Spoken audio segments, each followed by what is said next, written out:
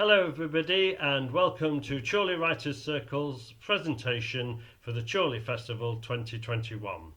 We initially set up with help from the council to promote writing skills within the area. We're a mixed bunch ranging from established writers through to novices, poetry and prose, comedy through to tragedy. And the examples that you're going to see today I think demonstrate that very nicely. So without further ado, let's get on with the show because you've got some treats ahead. Hello. This poem is dedicated to our local beauty spot at Burkacre, Chorley, and to the carers that look after it. Snowdrops timidly whisper of a new year filled with hope.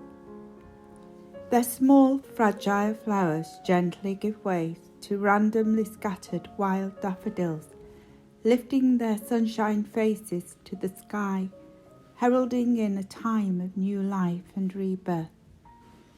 The mist rises mysteriously from the lake as swans emerge, coalescing into phantom forms with tiny cygnets drifting in their wake. The seamless transition from tremulous spring into heavily scented hazy days of summer sees a kaleidoscope of flowers bursting into life. The kingfisher reflects the azure blue of sun-kissed skies as migratory birds fly alongside resident native species. A time to linger and marvel at sunshine fields of gold set in cathedral boughs of emerald green. And as the evening sun sets on lazy summer days, autumn's fiery splendour licks the flame of evening light as oak, ash and birch claw the sky with strength and power. Reflected in the water's depths, they stand, tall and proud, in their evening gowns of browns, dark greens and gold, lighting up the darkening sky.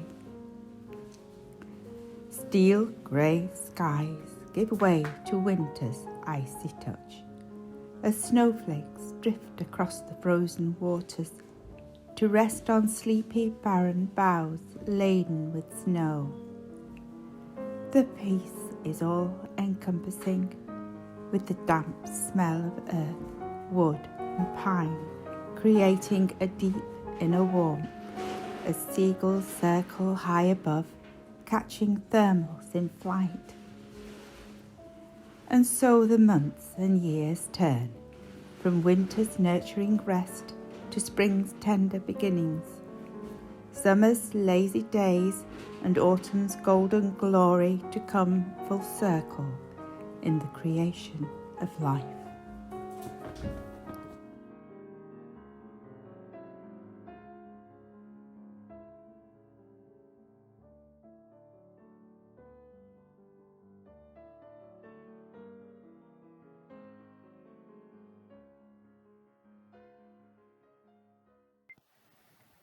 Hi, I'm Candice, and this piece is Falling.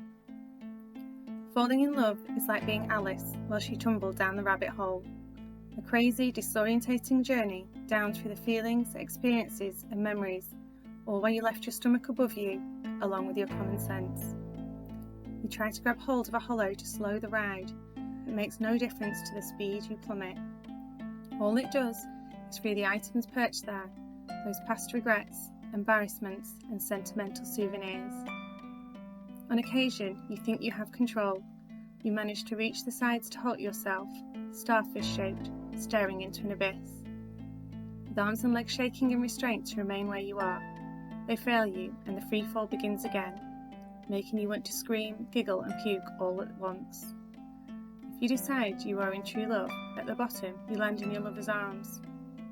If you realise it was all just a madness, you'll faceplant into a black and white checkered floor, ending up with a slight concussion and bruised ego, followed by a humiliating dance to avoid being hit by your fallen regrets and souvenirs.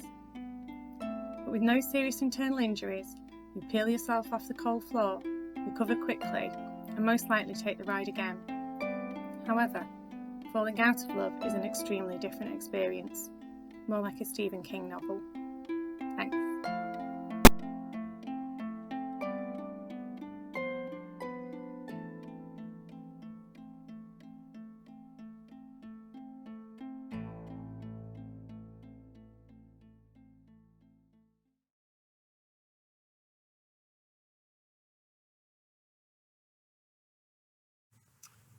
Oh, hi.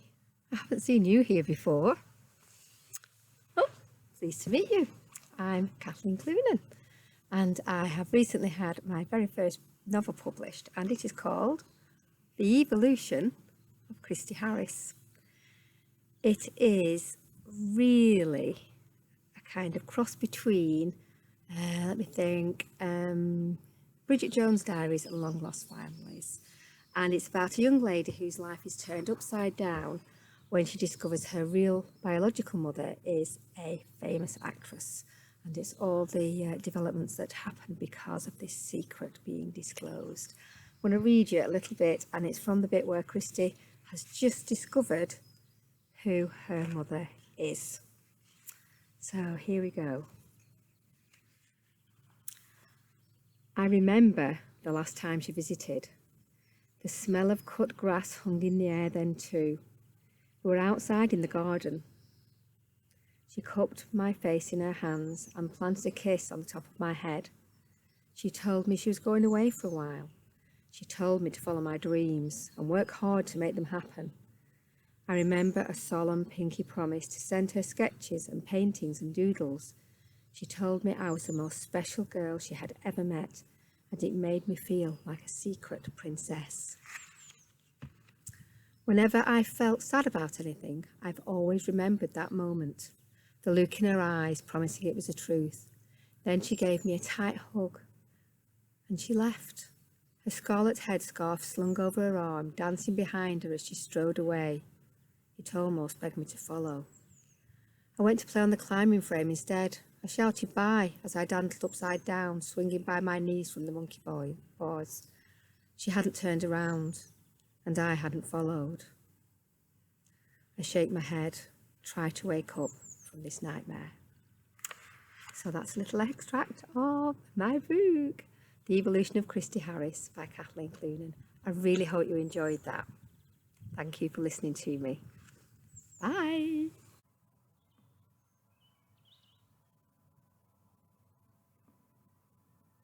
The Gnu and the Gnat. Said the gnat, how I envy you for pronouncing the G in Gnu. Replied the Gnu, if only you canoe, for mine is a silent G too. Well, said the gnat, fancy that. I'm so glad that we've had this chat. So Mr. Gnu, if it's okay with you, please address me as Mr. Gnat.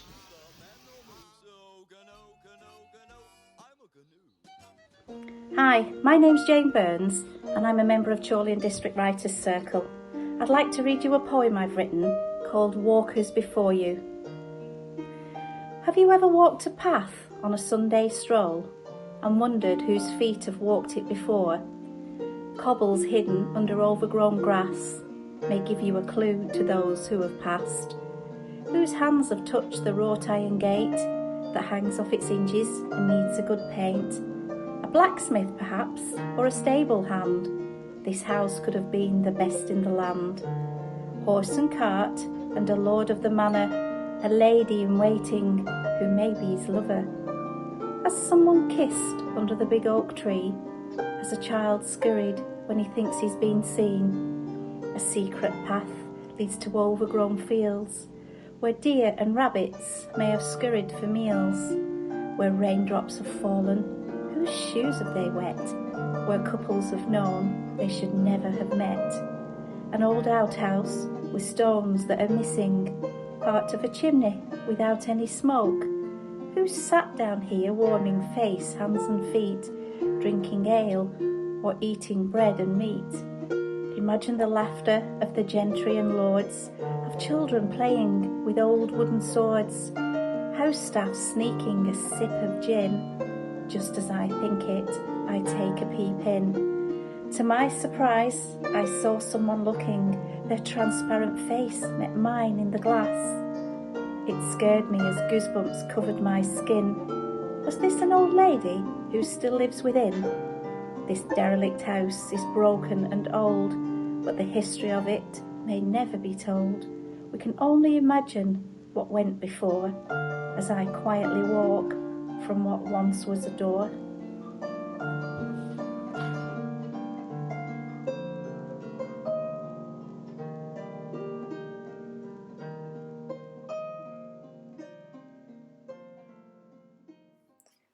I'm very pleased to be able to read on behalf of Jackie Hutchinson two of her acrostic poems.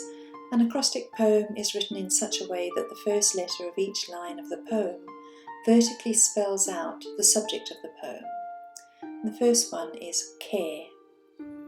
Concern that's truly warm and kind, and support towards a healthy mind, responds in such a positive way, enabling me to have my say. The second one is garden. Gorgeous tendrils entwined through archways create idyllic view, roses in soft pinks and reds, delicate hybrids in raised beds, epitomise warm summer days, natural beauty in various ways.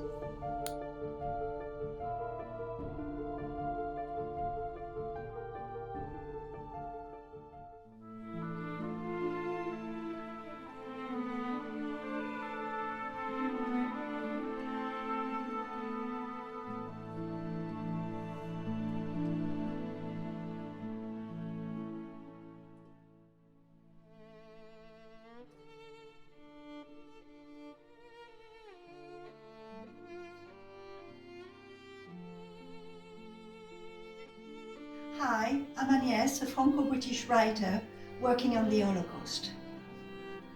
Helena Bond does her homework. She moves silently along the corridor. Her hand, shoulder and hip are brushing the wall. Despite the summer heat, windows and curtains remain shut in every room. The entire ground floor flat is drenched in a pale darkness. Helen's heart is pounding. The shape and colour appear blurry behind the tan-tinted glass of the front door, but she has no doubt about the nature of the uniform. The panel of the letterbox squeakily rotates to let the waves of blue silk go through and fall softly on the floor. Helen recognizes immediately the scarf she forgot at the terrace of a cafe near Sorbonne University in the 6th district of Paris a few weeks ago. The place is usually frequented by German soldiers, and she decided not to go back there. With a yellow star sewn on her jacket, it will be seen as provocation. "Have we got some mail?" asks the little man who sneaked behind her. A finger pressed on her lips, Helen orders her brother to keep quiet. "It's not the postman," she whispers. The shadow stands firmly behind the door. Light on her bare feet, Helen collects her scarf and walks backwards until her back bumps into her brother's forehead.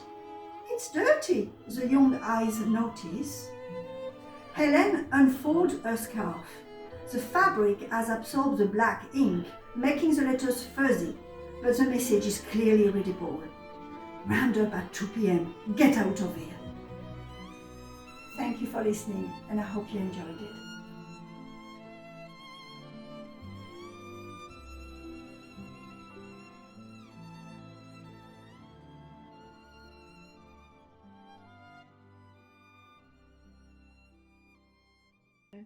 I'm Catherine Coates. I wrote As the Years Pass a couple of years ago after seeing an old couple in a restaurant and just how tender the old gentleman was with his wife. It really touched me, and I hope it touches you too.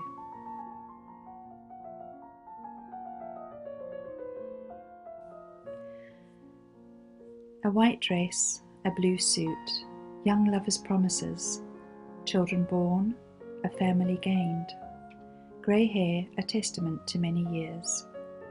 Time passes by and memories made start to confuse a once bright mind. A meal barely eaten, old eyes threaten tears. He has endured much these last few years. Frail hands touch frail hands and gather them close. It has always been such in their life. Woolen gloves gently stretch over knobbly knuckles. On their fingers, golden bands worn thin with the years. A zip tenderly closes, ensuring she's warm, before they go out and weather the storms, as they have done for all of their years. Completed in silence, she is there but is not. She doesn't remember her love. He still sees his girl, his lover, his wife, as he has always done these many years.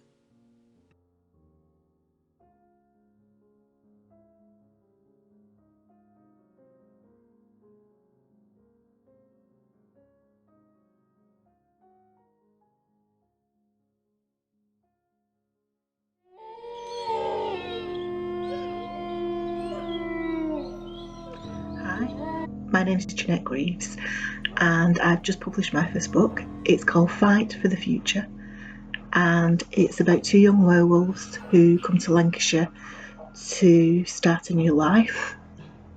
It's available from Amazon as a Kindle and as a paperback, and you can order it from your favourite bookshop, including the lovely Ebb and Flow bookshop in Chorley.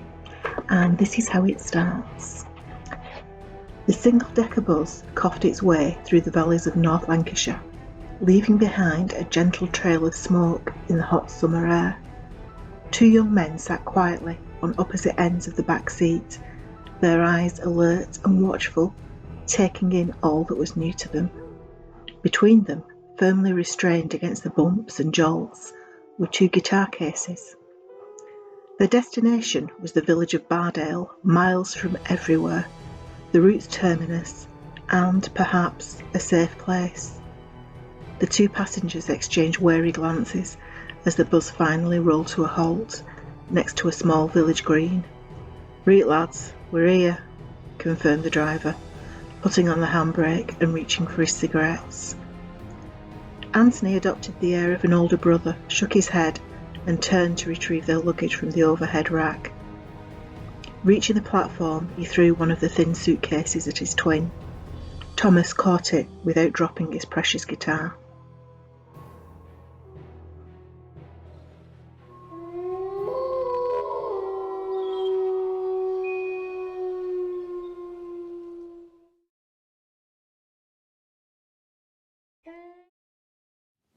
Hello, I'm Mary Faith Autumn, and I'd like to share with you a piece of prose poetry entitled The Seasons. There is an innocence about spring. Everything is fresh and new. As the days begin to grow longer, we feel like anything might be possible. Spring is an exuberant young child. Its energy cannot be contained. With the boundless delight of young lambs bouncing into the field, so this season bursts upon us. Melted snow gives way to rotting leaves, nourishing the awakening earth. Bulbs once threatened by frost and snow open now, creating broad swathes of purples, yellow and white, breaking up the fertile forest floor. It's a particular green, vibrating, hovering like a halo, clothing branches so long bare as warm yellow sunshine flickers off the budding leaves. Perhaps this is the best time of the year. Almost without our notice, the days lengthen and the sun rises higher, seemingly filling the sky. There is no time to run through golden fields or stand for hours gazing at wildflower meadows. Summer is upon us and compels us to take full advantage, make the most of every opportunity to create our own abundance, to mirror the example of this indefatigable season. In the relentless heat, the garden overflows with color. As dusk becomes dark, we wonder, perhaps this is the best time of the year. The autumn comes. The nights grow longer, and there is a coolness to the evenings. It's time for the final push, and we use every moment of those Indian summer days to bring in the harvest. The leaves turn to shades of gold, then rich ruddy reds, before they begin to fall. We sigh and reap the rewards of near-forgotten long days of toil. Gathering with friends, replete, we think, perhaps this is the best time of the year. The whiteout of blizzarding snow passes, and I decide to walk out. Wet and cold, the winter days are as unyielding as the frozen earth beneath my feet. Fallen leaves, edged with ice, litter the path. Some are held suspended, mere skeletons of the leaves they once were. Everything slows, and there is plentiful time for stopping, so I clear a patch of snow from the bench. Looking up, I see the bare branches above my head and smile. They don't grow out straight and long, determinedly fulfilling a once imagined purpose. They are gnarled, weaving in myriad directions and often turning back on themselves before they reached out and found the sun. A quiet satisfaction fills my soul. I reflect, perhaps this is the best time of the year.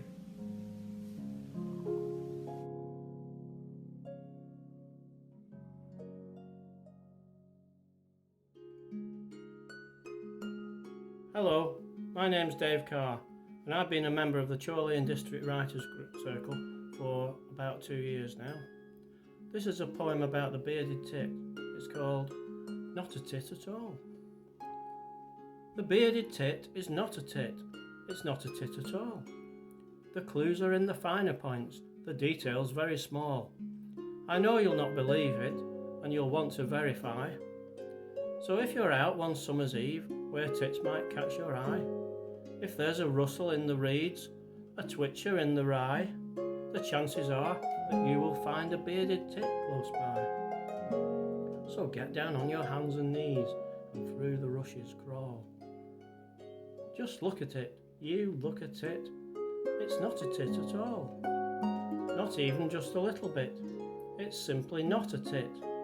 Perhaps you'll hear it, so keep quiet and listen out for it. It doesn't sound much like a tit, it sings a ping-ping song.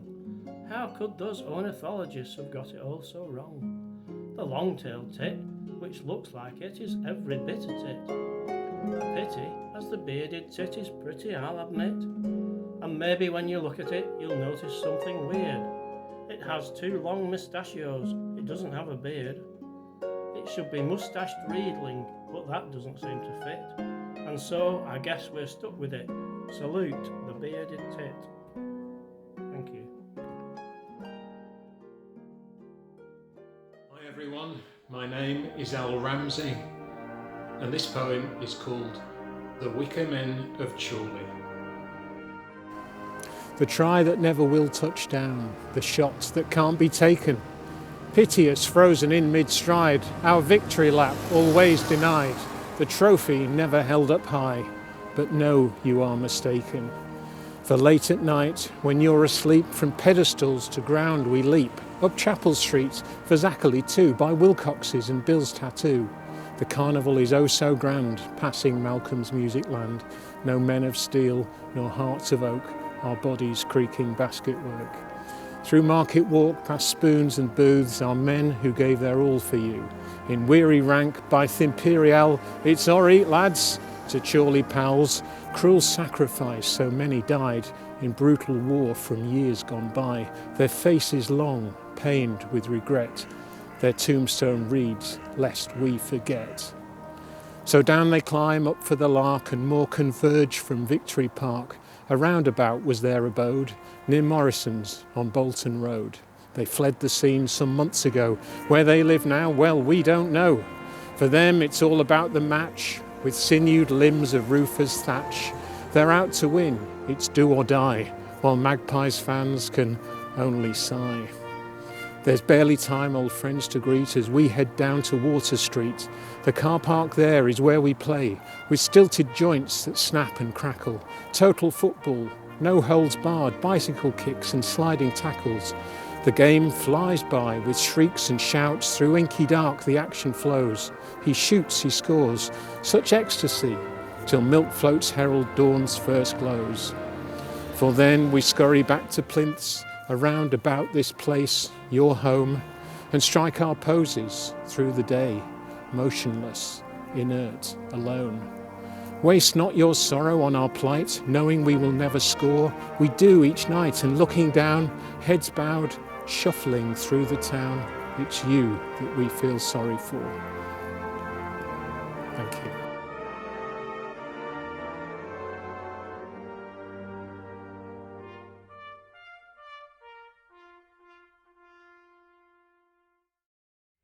Wasn't that great? And what a range from Gnu's and Gannats through to the Holocaust, and you don't get a bigger range than that.